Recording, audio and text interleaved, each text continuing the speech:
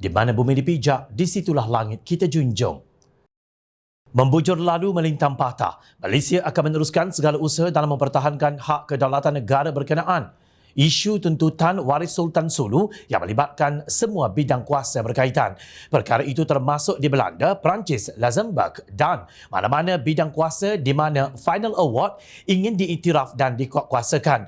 Perdana Menteri Datuk Seri Anwar Ibrahim berkata kerajaan juga sedang menunggu satu lagi keputusan penting di Mahkamah Rayuan Belanda berhubung permohonan pihak yang membuat tuntutan untuk mengiktiraf dan menguatkuasakan Final Award di Belanda yang dijangka dikeluarkan 27 Jun 2023. Walaupun keputusan 6 Jun lalu telah memihak kepada Malaysia, kerajaan telah mendapat maklumat bahawa pihak yang membuat tuntutan akan meneruskan taktik mereka untuk menguatkuasakan Final Award tersebut di negara lain. Ini merupakan satu tindakan penyalahgunaan dan pelanggaran mekanisme mahupun proses mahkamah dan timbang tara yang telah diiktiraf di peringkat antarabangsa. Katanya dalam penerangan di bawah peraturan mesyuarat 14/1/1 Roman dalam sidang Dewan Rakyat semalam. Anwar berkata sebagaimana semua rakyat sedia maklum sejak 2019, Malaysia menghadapi tuntutan daripada 8 warga Filipina yang mendakwa kononnya sebagai waris Sultan Sulu, pihak yang membuat tuntutan. Pihak yang membuat tuntutan telah mengambil tindakan undang-undang terhadap Malaysia di 4 buah negara, iaitu Spanyol, Perancis, Luxembourg dan Belanda. Kerajaan Malaysia telah dan sedang mengambil pelbagai tindakan balas perundangan terhadap tindakan tersebut. Hasil usaha giat tersebut, kerajaan Malaysia pada 6 Jun lalu telah menerima satu lagi berita baik bahawa Mahkamah Rayuan Perancis telah membuat keputusan untuk membatalkan perintah pelaksanaan.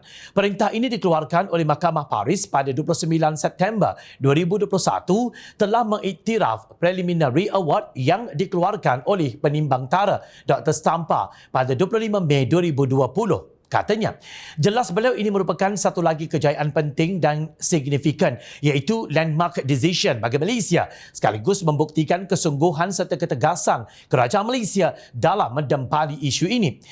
Kesan daripada keputusan tersebut ialah pihak yang membuat tuntutan tidak boleh bergantung pada Preliminary Award yang dikeluarkan oleh Dr. Stampa di Madrid, Spanyol, yang menyatakan bahawa Dr. Stampa mempunyai bidang kuasa untuk mendengar tuntutan keputusan tersebut. Keputusan 6 Jun 2023 tersebut adalah muktamad dan mengikat. Mahkamah Rayuan Perancis juga Paris. Mahkamah Rayuan Paris juga telah memutuskan supaya pihak yang membuat tuntutan membayar kos prosiding sebanyak €100,000 kepada kerajaan Malaysia, ujarnya.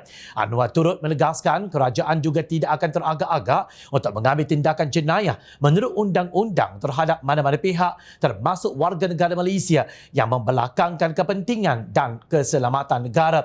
Kerajaan Malaysia tidak sama sekali akan berkompromi dalam aspek kedaulatan dan keselamatan negara, termasuk memfokus kepada keutamaan melindungi aset negara daripada ancaman pihak luar.